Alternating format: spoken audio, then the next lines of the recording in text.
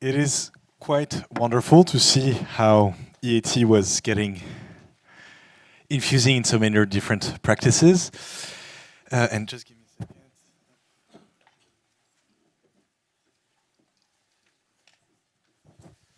And so it's now my great pleasure to welcome the artist, Carl Cheng, and Alex Klein, who's curator-in-chief and head of curatorial affairs at the Contrer in Austin, for a discussion that is going to last about 20 minutes. To introduce a little bit, Carl, the work that you've done, you're a pioneering artist in art and the relationship between art, technology, design, one might even argue, and the environment. You launched your practice in the 60s in Southern California in a context where there was a booming aerospatial industry, but it was also amid political unrest and rapid landscape development, and all of that fed into your work in ways that we're going to explore right now. It's notable to say that you have not only operated under your name, Carl Cheng, but also under the John Doe company, but introducing John Doe is always a bit of a challenge. So you created that company in '66 as a practical solution to sourcing materials, and maybe you'll be able to come back about that a little bit, and as a critique both of the market and the Vietnam War at the time. That will be very interesting to explore. And before that, we're going to have the treat of having Alex Klein to introduce to us the project that you're currently doing. You've been working on a massive survey exhibition of Carl Cheng's genre-defying practice that is entitled, with such a beautiful title, Nature Never Loses, that opened in Austin in 2024 and that is now traveling in Europe. We will have the chance of being able to see it at the Tingley Museum in 10 days. Yes, it opens December 2nd. Voilà. And before that, you have worked on shows including Lubaina Himid, Guadalupe Maravilla, Sable Ellie Smith. And prior to your current role, you've served as senior curator at the Institute of Contemporary Art in Philadelphia, where you also held positions at Carnegie Museum of Art at Los Angeles, County Museum of Art, LACMA, and the Met. So, again, a warm round of applause to Carl Cheng and Alex. Thank you. Thank you. Thank you so much to everyone at LUMA for having us. I'm really honored to be here. And I invite you all to Basel, December 2nd. The show will be up through May. It's very hard for me to spend only 5 minutes talking about Carl, so I'm going to do my best to go really fast because I could spend hours. And you have 7 minutes anyway. So. What? You have 7 minutes. I have 7 minutes, but that includes a 2-minute video. So this is the show is really a culmination of over 5 years of dialogue, and almost 95% of the work in the show is coming directly out of Carl's studio, and very, I would say, many of the things had not been seen since they were made. And I was thinking a lot about the previous panel and why is it that some of these works fall through the cracks, or these histories, which maybe go across genre and medium and technology, are only now becoming legible. So this is just another thing I think to mention is that Carl is really coming out of a West Coast context, and I think it's really important to emphasize that in connection to this conversation, that there are different dialogues happening on the coasts in the U.S. Carl is growing up, as Martine mentioned, with a rapidly developing landscape, with the aerospace industry, with the backdrop of Hollywood. Carl and his friend Pat O'Neill are going out to salvage yards and getting materials, making their own projectors from the kind of the wastelands of the post-war kind of aerospace industry. And 1959, Carl is at UCLA starting his degree. At the same time, Dwan is opening just across the street, and the art store is right next door. So Carl is seeing all those first shows by Tangley and Keen Holtz. And so this conversation is also about a kind of a Europe-Los Angeles conversation. So what you're seeing here are his later works, The Anthropocene Landscapes from 2006. And so just to give a very brief overview on some of Carl's work, because I assume that most people in the audience are not already familiar with it.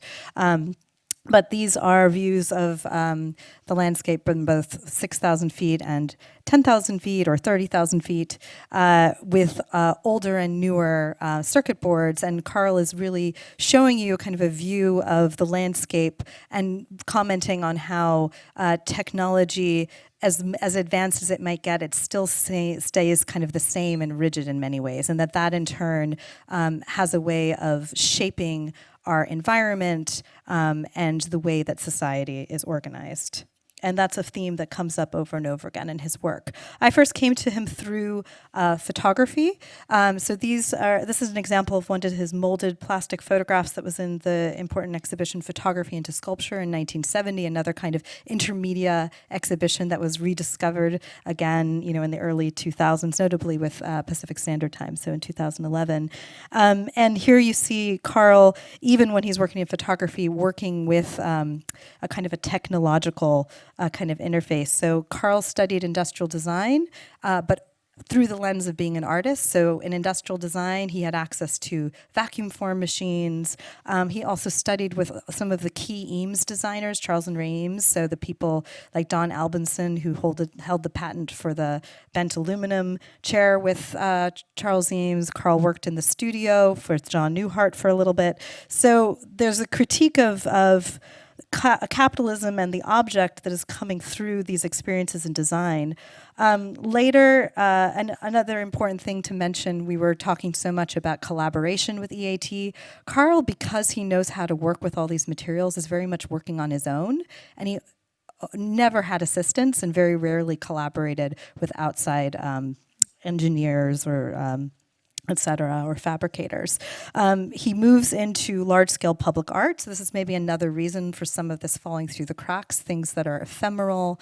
Many of Carl's works were not meant to be kind of consumed and last forever. So this is an example of one of his art tools. So Carl also makes technology that allows him to make his own artwork. So he has a strain of his artwork called art tools. So this is an example of an art tool.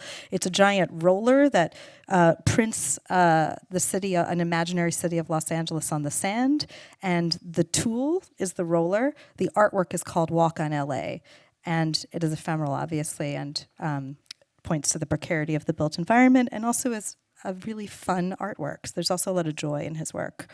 So this is an example of something that you can see at Basel if you come. This is the art tool rake. This is the key work that we restored for the exhibition. It's an example of one of Carl's many art tools that were in danger of disappearing forever. And this is basically a tool to draw in the sand. So Carl makes his own technology, which I should also say is mechanical material, not necessarily data-driven. It's very human.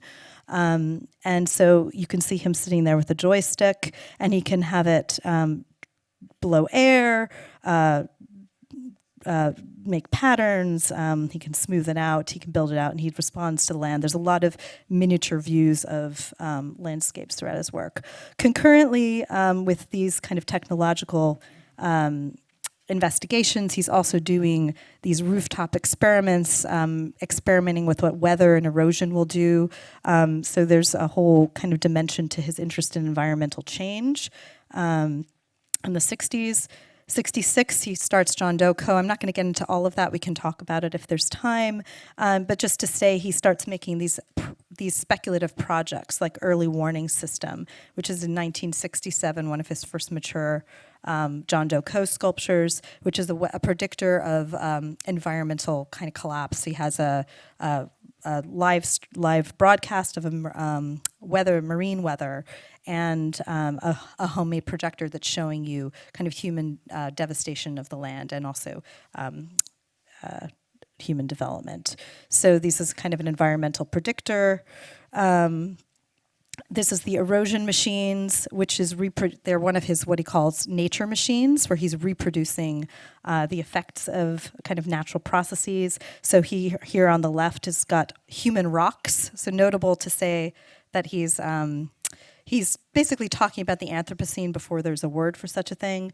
And a human rock is the kind of the detritus of humanity that's left in the ground. And on the right, he creates a system for you to erode said object. It could take a day, it could take 10,000 years, so outlasting humans.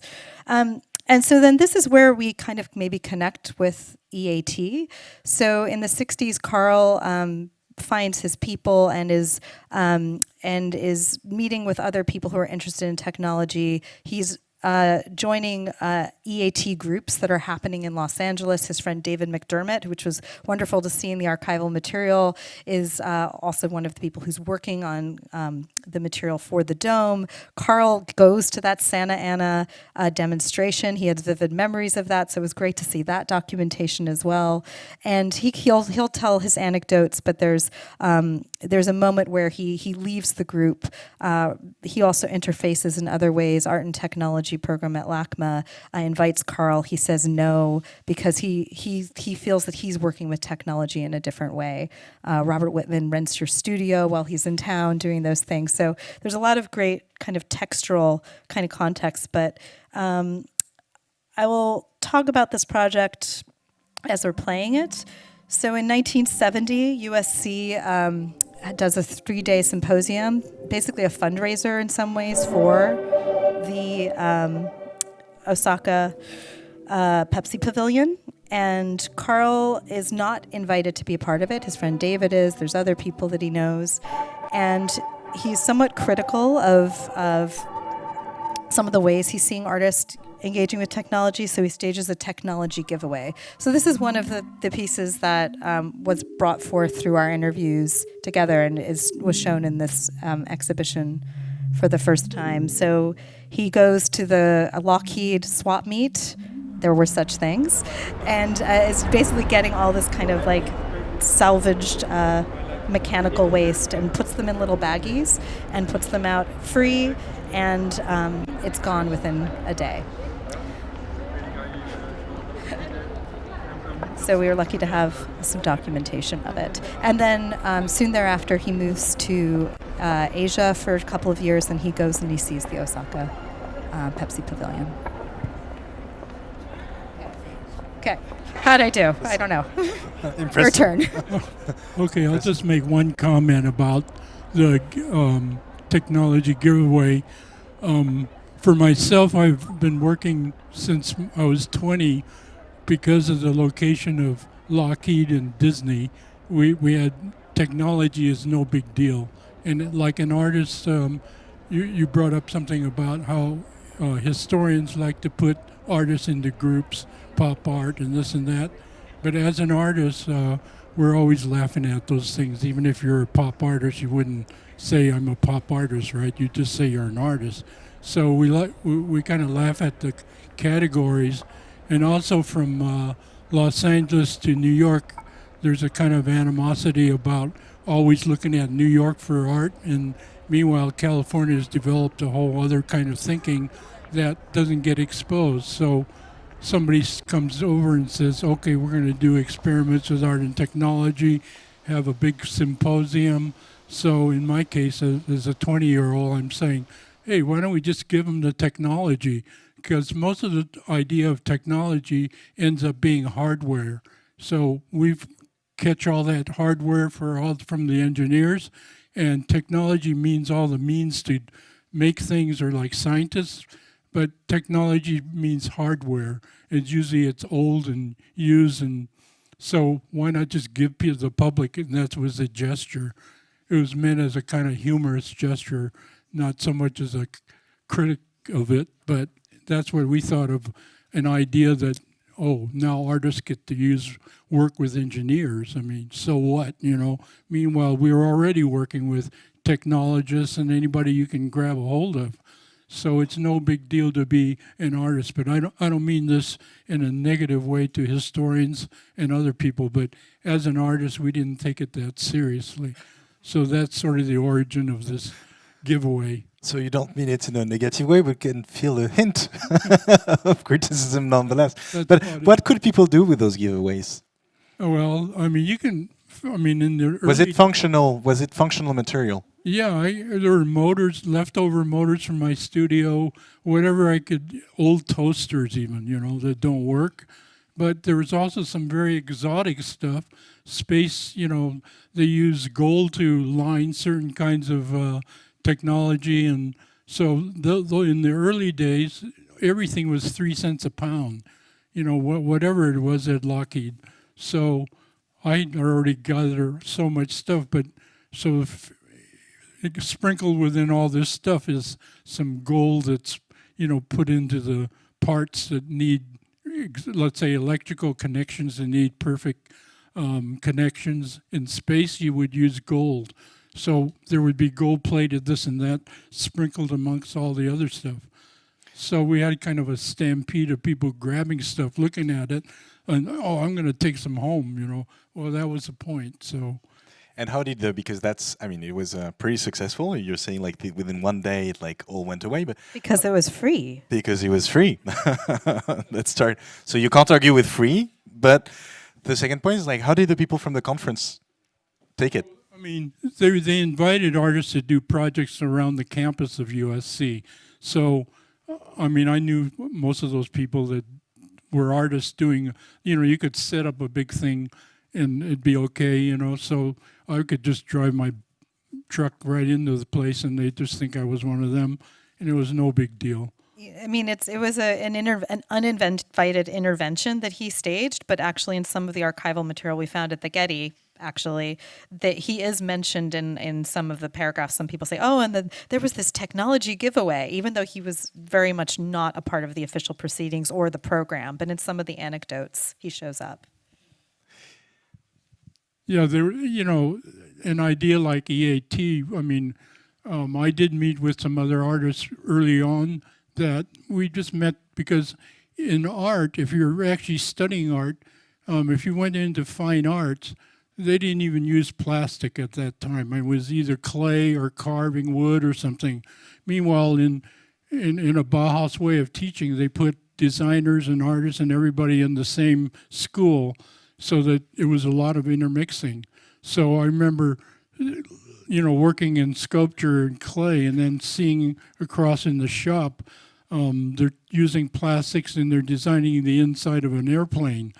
As a 20-year-old, I'm going to change my major the next day, And I so want you went to for play. to Yeah, I design. want to play with that stuff, and I wasn't just going to use some historic material, So that sort of motivated me to work in industrial design, because the Bauhaus way of thinking was that they encourage artists to work in industry, to kind of not be folk artists, but to get into society. So to me, as a 20-year-old, it really meant something.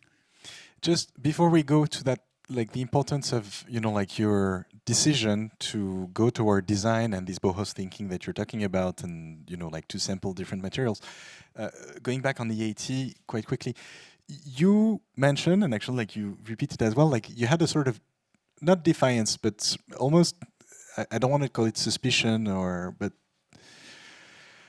a step back toward the fact that this could be a temporary collaboration and then artists would move on to the next trend, whereas like you wanted to a use of technology that was more sustained. Can you talk a bit like about like the use of technology that you wanted to have and incorporate into your work? Yeah, I think my main interest was to work in natural phenomena. I was very curious about natural phenomena, and like as a kid, going to the beach, we would drive through Malibu.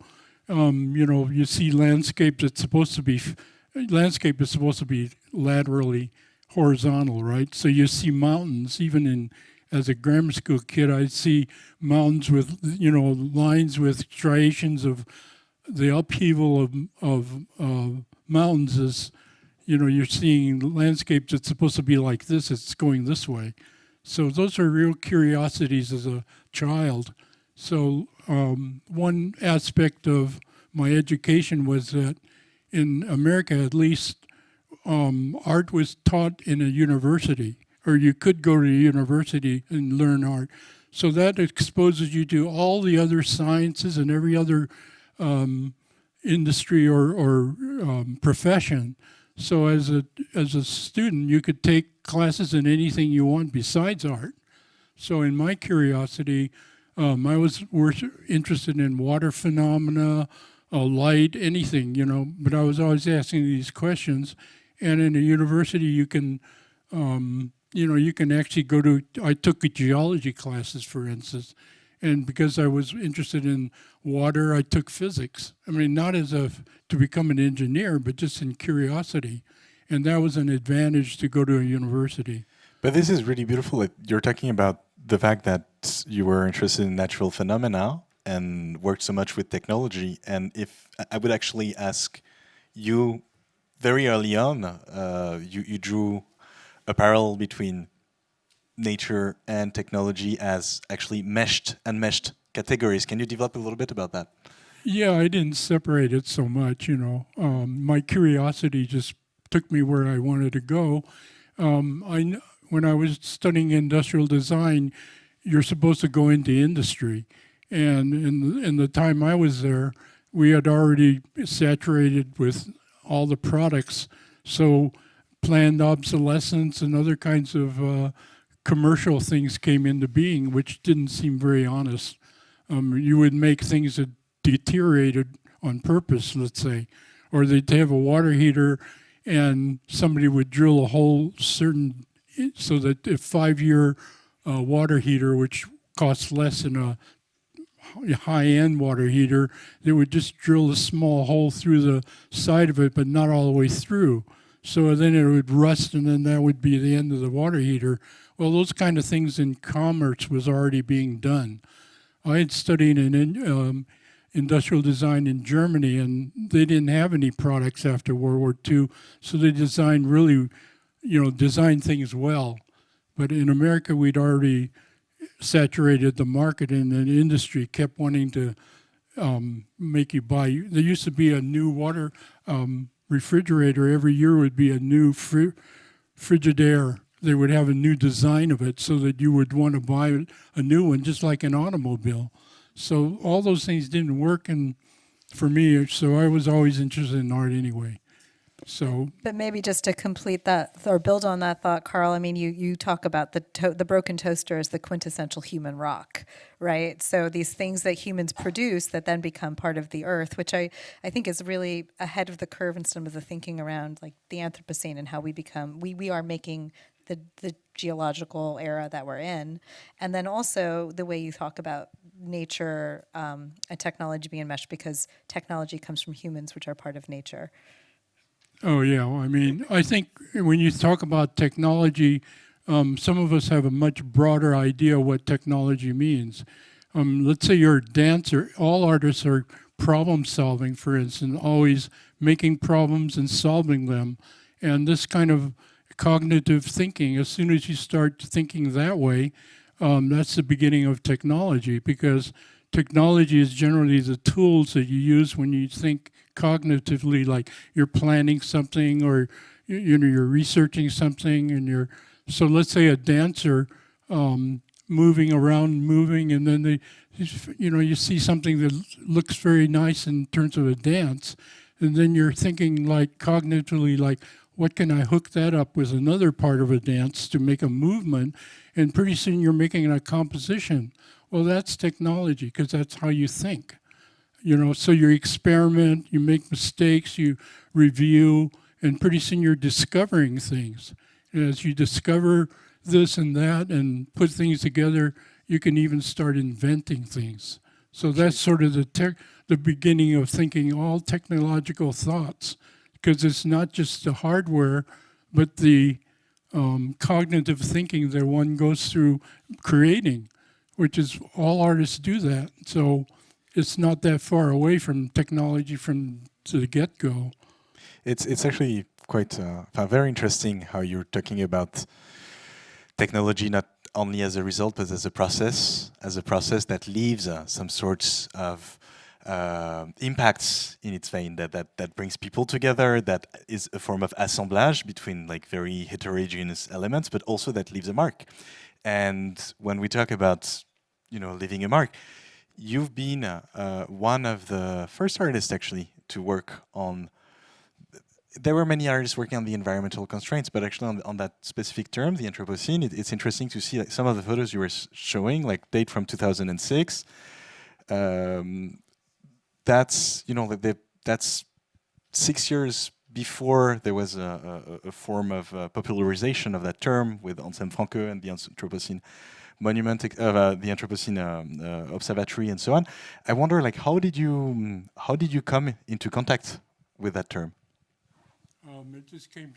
Well, when they started, when they brought that, somebody invented that name, right? So it wasn't me. Who is Paul Crutzen, who's a scientist or somebody, or his anthropologist. They came up with the idea that Anthropocene means the age of man or human beings, and that, of course, means also like dinosaurs. That means it comes and goes. So that's kind of a scary word. I remember that at the time, whoever thought up that name, there were other scientists and anthropologists that oppose that idea because they think human beings will last forever. But in the same regard, we're destroying ourselves, smog and all the rest of it. So we have the potential of completely not existing and killing ourselves in the world and destroying everything. But then nature's going to come back and, who cares? Another millennium and maybe some microbes will turn into some other type of human or some other animal. So that gives you this kind of impermanence that we live in. Gives a beautiful, scary and beautiful transition to the title of the show that you're about to inaugurate, Nature Never Loses. That you're opening in about 10 days at the Tingley Museum. One question for you, Alex. I'm sure it's very challenging to work with the reiteration of those technologies. And how can you share a little bit the process on finding some technological works that were created in the 70s, 80s, and that you're trying to make function today? Yeah, and first, Carl and I did 2 years of virtual Zoom interviews where we talked and went through everything in his archive because there was no book you could go to. So there were certain projects that we had highlighted of identifying because we knew we had the collaborative resources to restore one thing, major thing. There were small things that happened. The art tool, rake. Just in conversations with Carl, we felt like it brought together so many crucial issues in his work, but there's larger kind of concerns about should some of these things be restored, because so much of his work is ephemeral or makes work that is ephemeral once it's made, like if the art tool, So there's a big question right now with the art tool rake, when Carl is no longer there to operate it, should it be operated? Can it be operated? And so that's a really profound thing. So I would encourage everyone to come to Basel to see the sand. But yeah, it's hopefully a larger collaborative project because there are many art tools that could still be restored. But it was an ongoing dialogue and identifying what would be most representative in many ways of his work. Thank you so much. We really look forward to see that exhibition. That will be absolutely extraordinary. And again, it's a pleasure already to get a peek about those machinery that are generative of such poetic result. To see, for example, that machine that goes on the sand and create those sort of ephemeral forms of line is such a joy to watch. Yeah, and how to bring the outside world in and create a bigger picture from the object, because many of these objects were not meant to be in a gallery, but also unlike E.A.T, where maybe there was collaborations with other experts who would know how to fix these things, Carl might also sometimes be the only person who knows how the object works. Mm-hmm. And you organize that legacy, that transmission of instructions and so on. That's all the work that you've been working on, I guess. Yeah. That touches on one of the very interesting theoretical issue however, there's a lot of debates around the notion of the Anthropocene, but however you call it, whether you call it the Capitalocene or another way, about having no exterior anymore. There is no outside. There is no escape to Mars or whatever. There's the Earth down to Earth, and having these elements of the outdoor landscape that is brought back and pulled within the gallery is in itself an extremely strong statement, I believe. And again, it's so interesting to see an artist that is not thinking that environmental questions and technological questions have to be like separated and that, you know, like they have to be disentangled, but on the contrary, that they should be merged together into a creative practice. Maybe also just to say, like, you know, while Carl's work also feels so prescient, it's also like he says he was a documentarian because there was still flooding and fires and oil spills and smog. I mean, you didn't want to be in Los Angeles in the 70s before there were, you know, emissions controls, right? So just to say these are not new issues, maybe they just weren't being talked about in quite the same way. Thank you so much. Thank you, Carl and Alex. That gives you a big round of applause.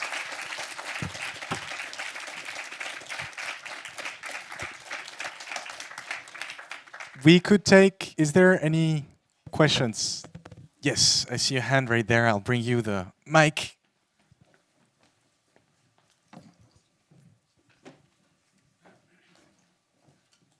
Thanks very much. Well, hello, and I'm a student of Christophe. And right now I'm doing master. Oh, I'm sorry. Right now I'm doing master in Beaux-Arts.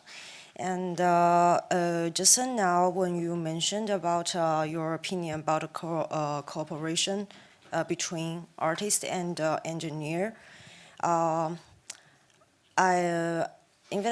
because for myself, you know, in certain moments, I'm also thinking about maybe find a engineer to cooperate, because some ideas maybe is you know, like I don't really have those kind of knowledge to realize them. But for me, the question is that for you, also for other the engineers, that we can say that why artists need engineers, you know, maybe technique, you know, but if an artist can play with a technique, we don't really need.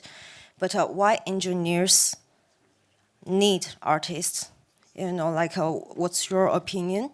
And also others, yeah. Thank you. Why engineer need artists? I don't think they need artists at all. Yes, your answer, okay.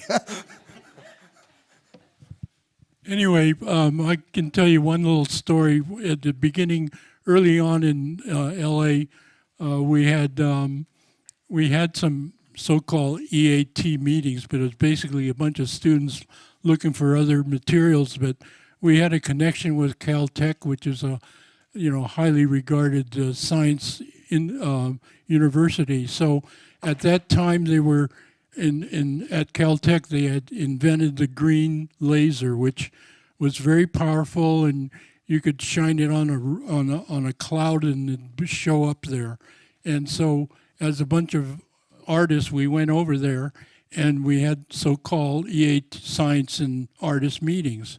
So the first meeting, they brought out the green laser, and everybody was just we were blown away by it. It was so magical to go outside and just shoot this thing and hit anything on the sky, you know. So the first meeting we had that, and then the second meeting, I was still going there.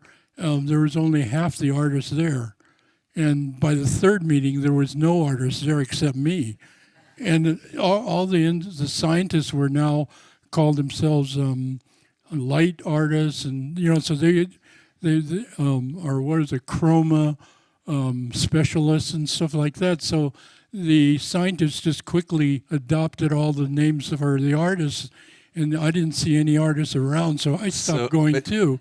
So you know, Carl, I think like that's in the context of E.A.T, that's almost the beauty of it, is that you might think, you know, a corporation invites artists, it has to be to generate a technology that will make money, whereas with E.A.T, a lot of the projects were done just for the fun of it, for the fun of the experimentation, for the beauty of trying to shape other forms, about like creating other relationship to object, to subjectivity, and that's quite a strength of it. Actually, yeah, I mean, I don't discourage that. I mean, they had the E.A.T.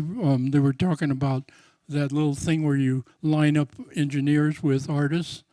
So they had some LACMA in Los Angeles had this program to hook up the artists. So people like Robert Irwin and James Turrell and those, they signed up with these scientists or engineers. Robert Irwin, for instance, he just signed up with Rand Corporation, which is a think tank. He has his own conceptual idea. So in the West Coast, they would make weird connections and just see where it goes. But imagine opening up an office at Rand Corporation, which is a think tank, and Robert Irwin would put a sign on there to talk to anybody that wants to talk to him. And that was his idea of working with engineers. In other words, so, in a nutshell, artists are maybe not needed, and yet they are necessary. Can I just I want to give you my 2 cents really quickly, just because you've talked a lot about this. I think at the end of the day, Carl wants to be able to work with tools that he can control and express himself with. So anytime somebody else comes into the picture, it complicates things because it removes him from his own work. So there's one body of work that he does work with an outside engineer, and then it becomes data that he is not able to fix himself, and he says, I'm not going further in this direction, I'm going back. So when he gets approached by LACMA for the Art and Technology show, he says no, because he wants to be doing everything himself. So you have to think of it more as his medium as opposed to a thing that he's being paired with to do something else. And this is why we were so lucky to have this discussion with you. You're one of the artists who have indeed like the control over the two edges, both the artistic outcome and the engineering practice that goes into it as a proper craftsman of the tools that you created. They're pretty funky though, too. At the end of the day, it's art. Thank you so much, Carl. Thank you. And to finish, I'll pass the mic to my colleague Simon. Attention.